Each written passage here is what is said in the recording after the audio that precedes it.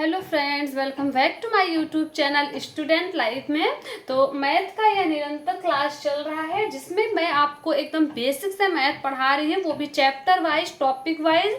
तो आप मेरे साथ जो है निरंतर जुड़कर यदि मैथ पढ़ रहे हैं तो आपको सारी चीज़ें अच्छे से क्लियर हो रही होंगी। और आप जो है अगर बिल्कुल मैथ नहीं पढ़े हैं तो भी आपको यहाँ पे अगर आप शुरू से लेकर अंत तक क्लास देखते हैं तो आपको पूरी मैथ बिल्कुल अच्छे से समझ में आने वाली है। भले ही क्यों ना आप एकदम नए हैं, इन टॉपिक को आप पहली बार पढ़ रहे हो तो भी।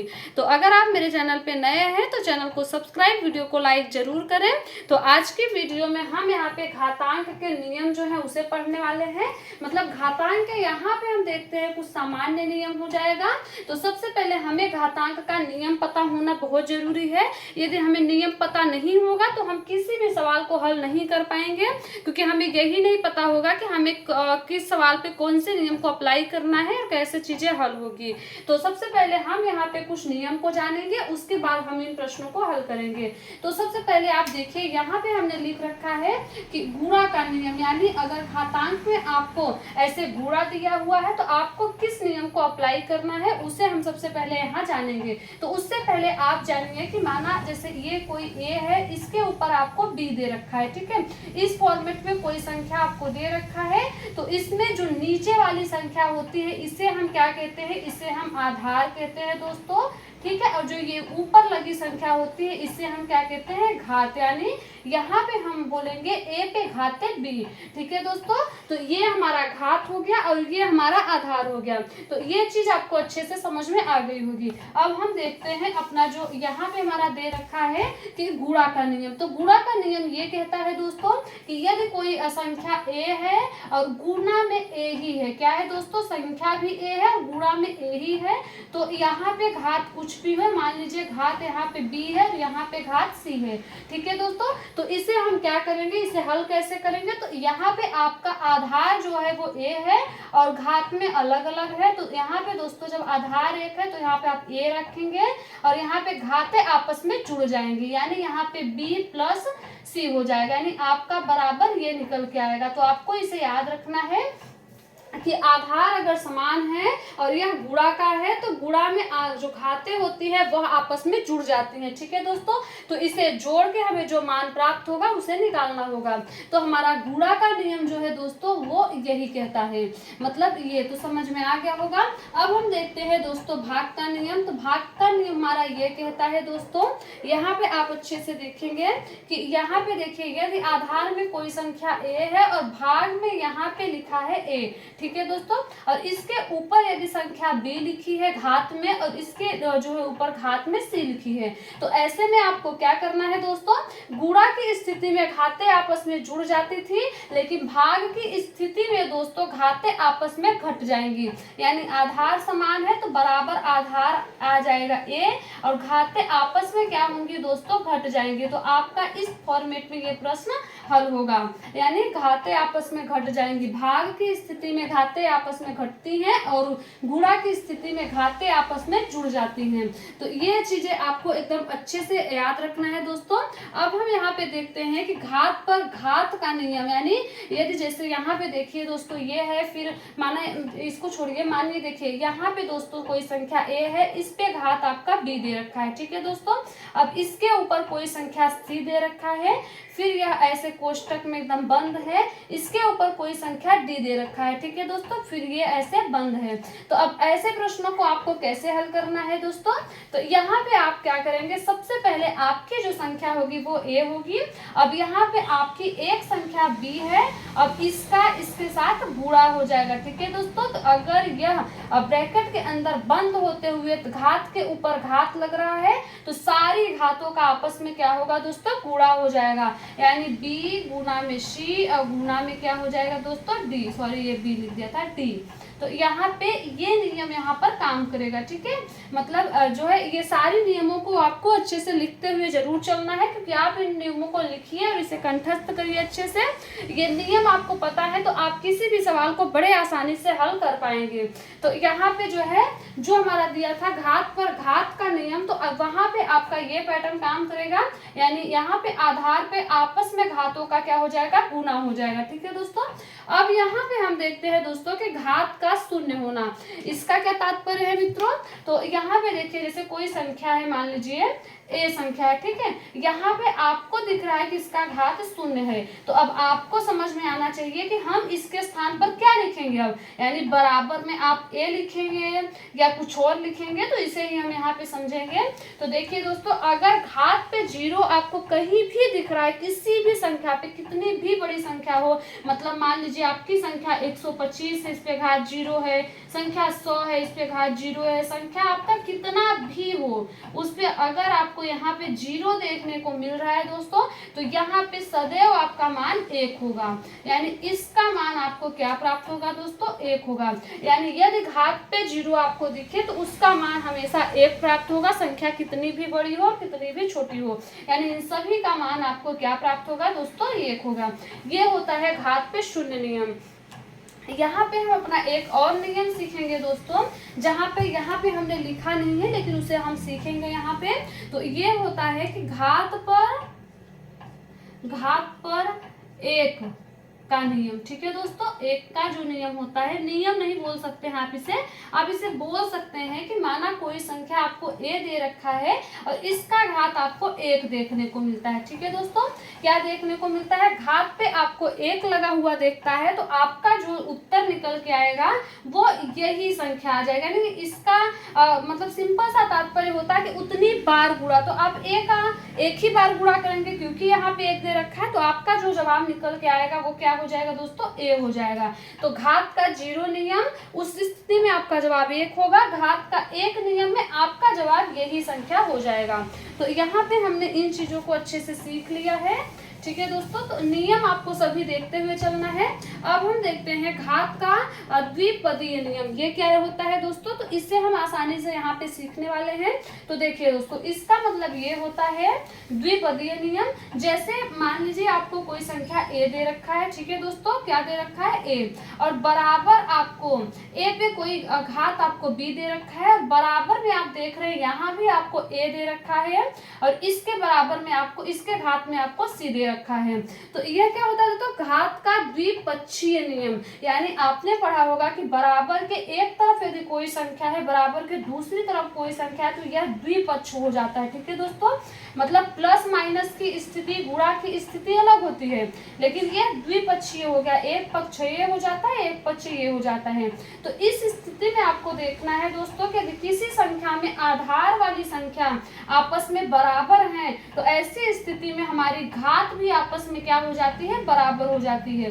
इसका मतलब है कि b बराबर ही होगा c, ठीक है दोस्तों, क्या होगा, b बराबर ही c होगा। जैसे कि यहाँ पे आप देखिए आपको 2 दे रखा है, इसके ऊपर आपको a दे रखा है, ठीक है दोस्तों, बराबर में भी आपको 2 दे रखा है, और इसके ऊपर आपको 3 दे रखा है, और यहाँ पे आपसे पूछा जा रहा है कि a का मान बताइए। क्या बताइए दोस्तों, a का मान बताइए। तो यहाँ पे यदि आपने ये नियम पढ़ रखा है तो इस प्रश्न को देखते ही आप तुरंत जवाब दे लेंगे। कैसे कि आपको पता है कि हमने पढ़ा है द्विपक्षीय नियम में कि यदि आधार वाली संख्याएं आपस में बराबर हैं तो घातें भी आपस में बराबर हो जाती हैं। इसका मतलब है कि a बराबर हो जाएगा 3, ठीक है दोस्तों। तो आपका जवाब यहाँ पे a का मान 3 निकल के आएगा। यही होता है घात का द्विपक्षीय नियम। तो इसे हम अच्छे से पढ़ लिए। इसी में आप पढ़ते हैं दोस्तों, यहाँ पे देख सकते हैं आप, इसी में आप ये भी पढ़ेंगे कि मानिए आप यहाँ पे a है बराबर यहाँ पे b है, लेकिन घात में यहाँ भी 2 दिया हुआ है, यहाँ भी 2 मान लीजिए, या फिर चर को ही मानते हैं, यहाँ भी c दिया है, यहाँ भी c। तो ऐसी स्थिति में भी आपको देखना है दोस्तों कि घातें आपस में बराबर है। क्या है दोस्तों, घातें आपस में बराबर हैं तो आधार भी आपस में बराबर हो जाएगा। जैसे कि मान लीजिए आपसे पूछ रहा है कि a बराबर यहाँ पे 5 दे रखा है, और यहाँ पे दे रखा है 6, और यहाँ पे 6 दे रखा है। तो अगर आपने इस नियम को पढ़ा है तो देखते ही आपको समझ में आ जाएगा कि घातें आपस में बराबर है, इसलिए आपका a बराबर हो जाएगा 5, यानी आधार भी आपस में बराबर हो जाएंगी। इसी तरीके से दोस्तों यदि आधार बराबर है तो घातें भी बराबर होंगी, और घातें आपस में बराबर है तो आधार भी बराबर होगी। आपको इन सभी नियम को ध्यान पूर्वक देखना है और समझते हुए चलना है, ठीक है दोस्तों। यहाँ पे हम देखने वाले हैं अन्य नियम, मतलब कुछ विशेष नियम हम यहाँ पे देखेंगे दोस्तों। तो इस विशेष नियम में आप क्या देखते हैं, यहाँ पे आप देखेंगे दोस्तों कि जैसे कि मान लीजिए आपका a है और इस पे माइनस आपका m है, यानी कोई भी संख्या आप ले लीजिए, यहाँ पे 2 है और माइनस में यहाँ आपको 4 दे रखा है, ठीक है। अब बराबर आपको इसे, ये माइनस में 4 है चूंकि, तो इसे आपको पॉजिटिव बनाना है, तो आप क्या कर सकते हैं, आप यहाँ पे 1 बटे यहाँ पे 2 पे 4 लिख सकते हैं। यानी जब इसे आप बराबर के उस तरफ बटे में ले जाएंगे तो ये निशान अपने आप बदल जाएगा, यानी आपको यह जो है पॉजिटिव मान प्राप्त होगा। इसे हल करेंगे तो 2 दूनी 4 दूनी 8 दूनी 16, यानी 1/16 आपको देखने को मिल जाएगा। इसका मान आपको 1/16 देखने को मिलेगा। इसी तरीके से दोस्तों अगर मान लीजिए आपको कहीं पे दे रखा है एक पे घाते, यहाँ पे देखिए n, ठीक है। जैसे कि मान लीजिए यहाँ पे 1 दे रखा है, यहाँ पे 2 पे घाते, यहाँ पे -2 रखा है दोस्तों। अब आपको इस संख्या को पॉजिटिव बनाना है, क्योंकि हमें संख्याओं को पॉजिटिव वे में ही छोड़ना होता है, तो इसलिए हमें पॉजिटिव बनाना रहेगा। तो हम क्या करेंगे, इसे ऊपर ले जाएंगे बराबर के उस तरफ, तो निशान अपने आप बदल जाएगा। अगर ये प्लस है तो निशान माइनस का हो जाएगा, यानी 2 पे घाते यहाँ पे पॉजिटिव 2 हो जाएगा, तो 2 दूनी यहाँ पे इसका मान निकल के आ जाएगा 4, ठीक है दोस्तों। तो ये सारे नियम आपको बहुत अच्छे से याद रखने हैं, क्योंकि इसी नियमों पे संबंधित जो घात से संबंधित आपसे प्रश्न पूछे जाएंगे, घातांक से संबंधित, वो सब इसी नियम पर आधारित रहेंगे, ठीक है। तो यहाँ पे ये सारी चीजें आपको बढ़िया से समझ में आ गई होगी। ये भी अच्छे से देख लीजिए आप इससे कि अगर आधार समान है तो घाते अपना जुड़ जाएंगी, गुणा की स्थिति में, भाग की स्थिति में घाते आपस में घट जाती हैं, और यहाँ पे जो घात के ऊपर घात रहता है तो उसमें उस स्थिति में घातों का आपस में गुणा हो जाता है। और यदि किसी संख्या का घात जो है वो 0 है तो उसका मान 1 निकल के आएगा, और यदि किसी संख्या का घात 1 है तो वही संख्या निकल के आ जाएगी। तो यहाँ तक चीजें आपको समझ में आ गया होगा दोस्तों। इसे अब हम मिटा देते हैं, और यहाँ पे हमने कुछ प्रश्न ले रखा है, उन प्रश्नों को यहाँ पे हल करेंगे। तो देखिए दोस्तों, हमने यहाँ पे जो हमारा प्रश्न है, पहले नंबर का हमारा जो प्रश्न है वो ये है कि 5 है, इस पे 0.25 है, और गुना यहाँ पे देखिए 25 है, यहाँ पे 0.75 है, ठीक है। अब इसका मान हम कैसे निकालेंगे दोस्तों, तो हमने पढ़ा है अभी कि गुणा की स्थिति में यदि आधार बराबर हो जाएंगे तो घाते हम आपस में जोड़ लेंगे दोस्तों। लेकिन आप यहाँ पे देख सकते हैं कि यहाँ पे आधार 5 है और यहाँ पे 125 है, तो ये आधार तो बराबर नहीं है। तो इस स्थिति में हम क्या करेंगे दोस्तों, तो आप सोचिए कि हम 125 को 5 आधार कैसे बना सकते हैं। तो आप देख सकते हैं दोस्तों कि यदि हम 125 का घनमूल निकालें, यानी 5 गुणते 5 यानी 3 बार अगर 5 हम कर दें, तो यहाँ पे मतलब 5 पे घात अगर हम 3 चढ़ा दें, 5 पे घात 3 चढ़ा दें, तो ये मान सेम 125 के बराबर ही होगा, ठीक है। 5 का गुणा करेंगे तो 125। तो यहाँ पे हम लिख सकते हैं 5 यहाँ पे 0. यहाँ पे 25 यहाँ पे गुणते ये 5 लिखेंगे दोस्तों, ठीक है। इस पे घाते यहाँ पे 3 हो जाएंगे, और यहाँ ऊपर क्या है 0.75, ठीक है। हमने अभी आपको पढ़ाया था दोस्तों अपने उस वाले नियम में घातों का गुणा करना। तो यहाँ पे देखिए ये 3 है और ये बाहर के घाते हैं, तो इनका आपस में क्या होगा, गुणा हो जाएगा। तो यहाँ पे आप देखते हैं कि अगर आप इसका आपस में गुणा कर देंगे, ठीक है दोस्तों, यहाँ पे अगर आपस में आप गुना कर देंगे तो आप क्या देखने को मिलेगा आपको,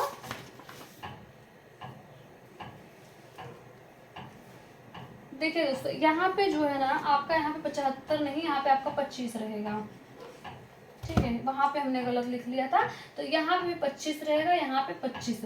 तो अब 25 का गुना आप 3 बार करेंगे तो ये 75 हो जाएगा, यानी यहाँ पे 0.75 हो जाएगा, और ये 5 हो जाएगी, गुना यहाँ पे 5 0.25 है। अब आप देख सकते हैं दोस्तों कि आधार आपस में समान हो गई है, मतलब हम इन घातों को अब जोड़ देंगे।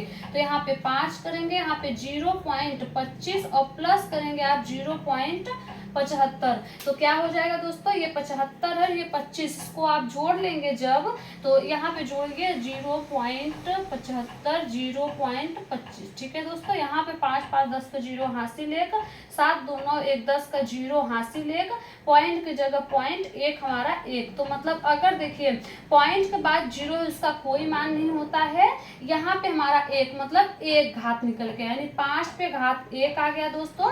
तो हमने अभी आपको बताया था कि किसी संख्या की घात एक होता है तो उत्तर हमारा वही संख्या हो जाता है, यानी आपका यहाँ पे जवाब क्या हो जाएगा दोस्तों, 5। तो ये आपका जवाब निकल के आ जाएगा। तो उम्मीद करेंगे कि आपको ये टॉपिक अच्छे से समझ में आ रहा होगा। इस पे भी बहुत सारे सवाल बनते हैं जो मैं आपको धीरे धीरे करके अपने नेक्स्ट वीडियो में बताती जाऊंगी। तो ये प्रश्न भी आपको अच्छे से समझ में आ गया है। आप क्या करिए कि आपके पास यदि कोई बुक्स होगा तो आप प्रैक्टिस जरूर करिए घर पर इन सभी सवालों के। अब यहाँ पे हमारा एक दूसरा प्रश्न है, उसे भी हम हल कर लेते हैं, उसके बाद इस क्लास को खत्म करेंगे हम। तो यहाँ पे देखिए 2 है, इस पे 4 है, ठीक है, और बाहर है 0.16 और गुना में यहाँ पे 16 है, यहाँ पे 0.04 है दोस्तों, गुना में यहाँ पे 2 है और इसके बाद यहाँ पे 0.25 है। ठीक है,